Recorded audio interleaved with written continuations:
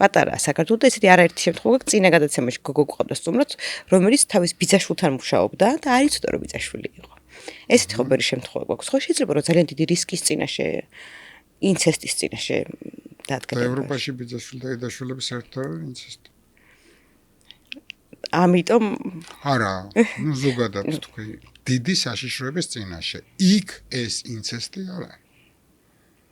მართლმადიდებლურ ქვეყნებში ბიძაშვილებს შორის კი შეიძლება რა თქმა უნდა, მაგრამ ეგრე შეიძლება იცოდე და მაინც აღმოჩნდე.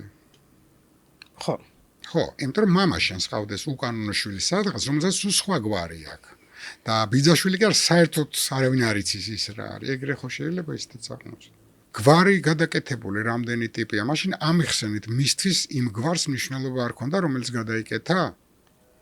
გვარის გადაკეთება სხვადასხვა მიზეზების გამო ხდება. რა ის ბაგრატიონი გავხდე? არა, ეს ახლა არა, მე რა რეალობა რაც არის, ხო, რამდენი გვარები ვიცი. ძალიან რა.